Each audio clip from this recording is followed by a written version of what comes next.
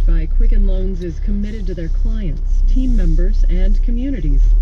Resources for people experiencing financial hardship are available online at rocketmortgage.com. Back to dating in a moment. First, a word about the planned date we have you this time tomorrow, you will know that after much argument, today Wisconsin is holding a presidential primary with in-person voting despite the ongoing coronavirus outbreak. If you're part of the 1A family listening in Wisconsin, we'd love to know if that's affected what plans you might have had to vote. Leave us a voicemail at 855-236-1A1A. If you're in Wisconsin and plan to vote in the primary, tell us how it went and if it went at all. 855-236-1A1A. You can send us an audio file with our app 1A Vox Pop, and we'll share some of your stories tomorrow on 1A. Back now to our conversation on love in lockdown. Let's add one more voice to the conversation. Daniel Amadizadeh is the co-founder of Quarantine Together, a dating app created in response to the coronavirus outbreak. Daniel, welcome to the show. Thanks for having me. Appreciate it. Also with us is Alexandra Solomon, psychologist and assistant professor at the Family Institute at Northwestern University. So I am curious, Daniel, you're trying to help people connect during this isolating time through your app. Again, it's called Quarantine Together. Please tell us how it works. Absolutely, and thanks again for having me. So I love how we're talking about positivity, and then the last segment, we were talking about how this current climate, right? There's so much negativity happening and anxiety. We want to bring something positive to the scene. So the way it works is you sign up for Quarantine Together. We send you a text to see if you washed your hands, and then if you respond yes, we match you with a date. We match you with someone, and then you have an anonymous text conversation. So there's no superficial elements. You don't see their photos. You don't see their Tinder bio.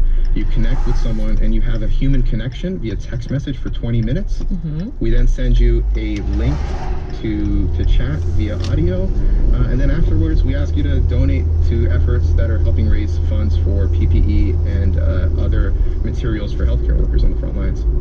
Now, that's interesting. As you describe the app, it makes me think of this era that we're in of if you're thinking of the Netflix shows like The Circle or like Love is Blind, this emphasis on human interaction and the emotional connection. Is that sort of where you were going with this Quarantine Together app? Absolutely. So the number one reason why people sign up for our app is to address loneliness. And that loneliness was prevalent before quarantine. It just happened to be compounded now. So it's been fascinating how we're connecting people to feel human, to lean into empathy, to remove those superficial judgments that we make from one another, and just create a positive environment for people across age demographics around the world to connect. Now, what makes Quarantine Together different from the other dating apps? Obviously beyond the fact that it was specifically created in response to this pandemic. Tell us again how, it's different from Tinder, which we're all quite familiar with, which has become the ultimate hookup app. Bumble, Hinge is another popular one. If I'm trying to download apps to meet someone, what would make me choose Quarantine Together, even outside of this pandemic?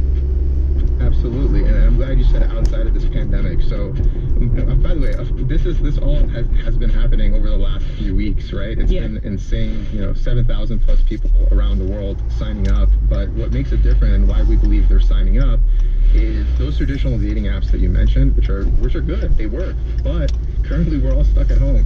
So swiping all day and for not being able to actually meet someone is not the ideal user experience. So what makes us different is that it's all about that moment. It's all about having an authentic human connection. So the fact that we connect you into this anonymous text thread where you don't see their photos, you don't know anything about them, and you have this limited amount of time to actually interact.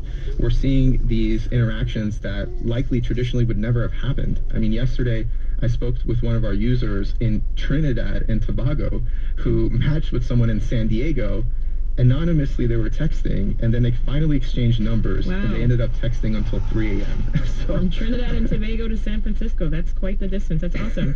You're bringing folks together from the Caribbean to the United States. That's great. So this will continue, this app, once the shelter-in-place orders start to drop, Daniel? Absolutely. I mean, it's called Quarantine Together right now, but who knows? I mean, we might just drop the quarantine after this, right? Together. So that loneliness is not going to go away after Yeah. quarantine. So definitely, this behavior is not going to go away. The things that we're experiencing right now are not going to go away from a behavior standpoint. Now, we're hearing a lot from you, our listeners, so I want to make sure I squeeze these in here. Jess tweets, I'm quarantined in a 400 square foot studio with my girlfriend, and I actually love it. We bought some exercise equipment and have really been testing our cooking skills. Christine tweets as well. She says, my boyfriend and I have been together for 1.5 years. He's in Calgary, Canada. I'm in St. Louis. We wanted to quarantine together, but the border closed. No, before we could execute. She follows up with the hashtag Zoom dates.